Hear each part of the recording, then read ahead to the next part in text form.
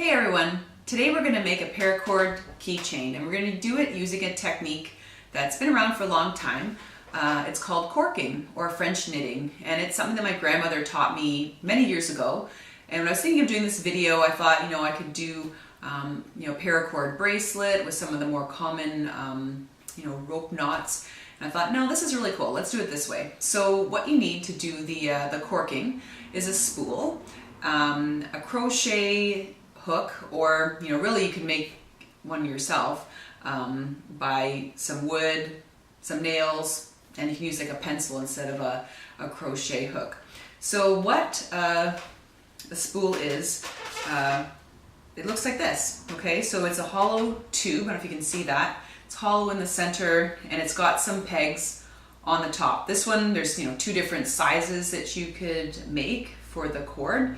This one would have a tighter knot. This one has sort of a looser knot to the cord. And there's another one that you can get to. It's common in a lot of the knitting shops. It's sort of this one's attached to another project, but it's out of wood with a couple of pins on top. So you can really see how you could make this yourself.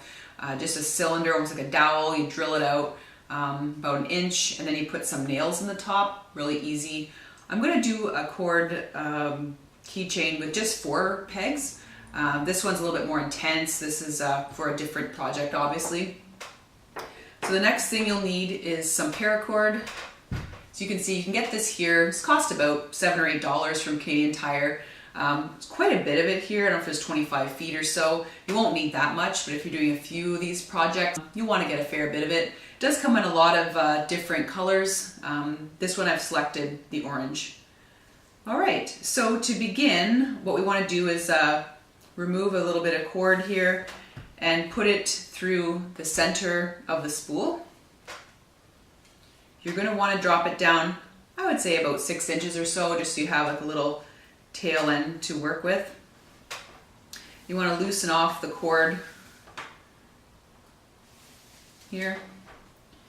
And then how you cast on your stitches is to basically wrap it around each peg or nail in a counter clockwise fashion.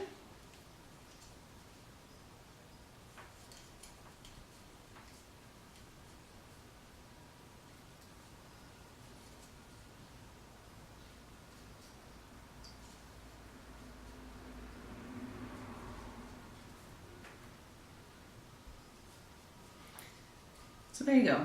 So as you can see, this is sort of the pattern that I've generated there. And then what you do is we're going to continue going in a counterclockwise fashion, wrapping the cord around the top of the loops we just made.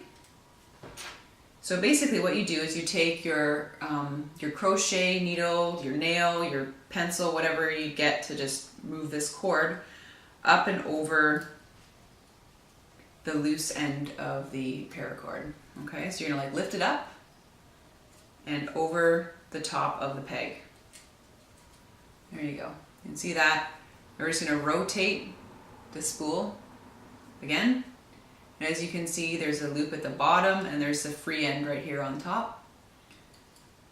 We're going to take the bottom loop, lift it over the free end there, and lift it over top of the peg, and that creates your stitch. Okay? Again, grab the bottom loop, bring it over the loose end of paracord, and bring it over the top of the peg.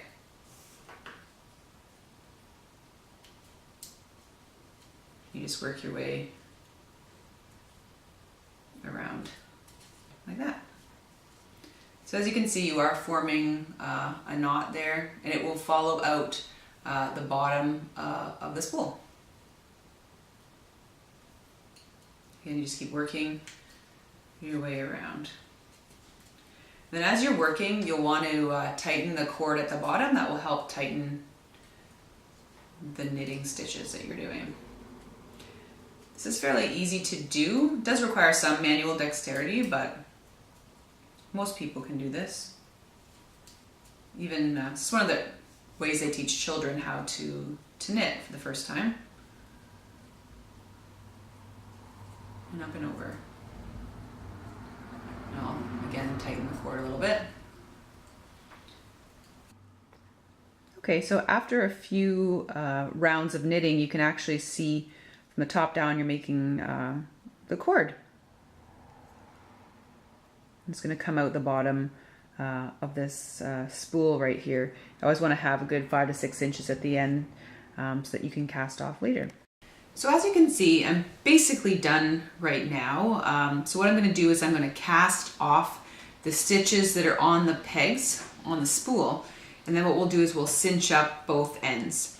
So the next step is to, as you're going to finish off your cord, is to, I don't know, I leave about 12 inches of cord just so you aren't surprised and have less than you expected when you're casting off. So I'll just take a bit of the cord off here. Alright, so now I've got, you know, the end at the bottom and the end at the top. To finish the project, it's really easy. Basically what you do is you just pull off each loop from the peg, and then you're going to feed the cord that you've kind of been working with at the top of the spool through the holes. Okay, so as each one comes off, you're going to feed that through. We'll go to the next one and feed it through from the back.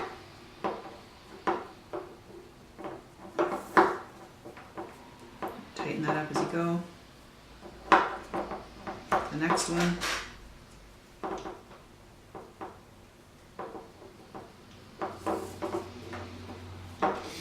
We've got one more.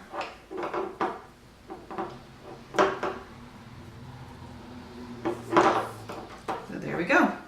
Now I'm just going to pull this out of the spool, and now you can see we have a paracord keychain, which contains a fair amount of paracord in there. So if you have a situation in the wilderness and you need some rope, you will have this, and you also have a keychain. So now for the keychain part and tying off the ends, I mean, basically I just tie a little loop here in one end. I mean, you can get as fancy as you want with it. So I'm just going to tie a little loop here at the end, just so I can attach my keychain. So there's a small loop right there.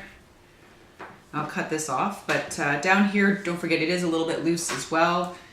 So I just do a couple of knots in the end just so the whole thing doesn't want to fall apart on you. It's going to be stopped by one of the knitted loops here, but let's just do a couple little knots in there.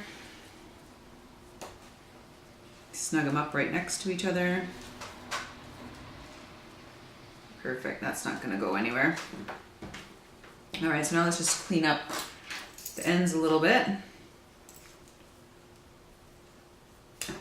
So one end.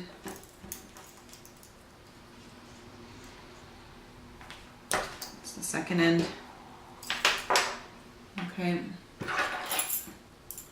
Then I just have this little S-beaner with my keys attached to it. It is a locking carabiner, so once you get this on here, like so, I just sort of lock it down so it's not going to come off. I just picked this up at the local outdoor store, but I mean, you can get these S-beaners pretty much anywhere. There you go.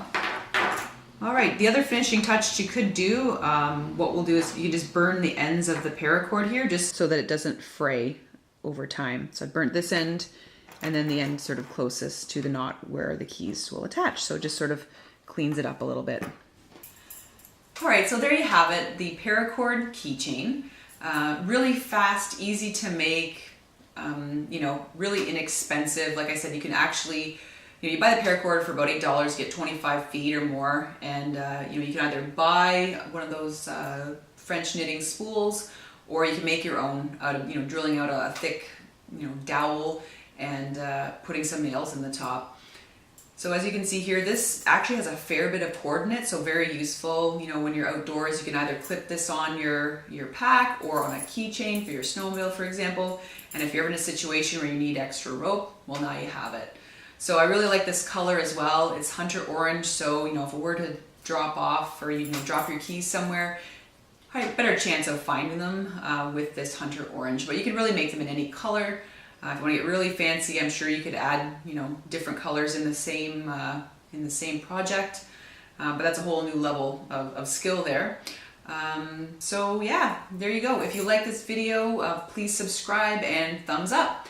Have a good one, guys. We'll talk to you soon.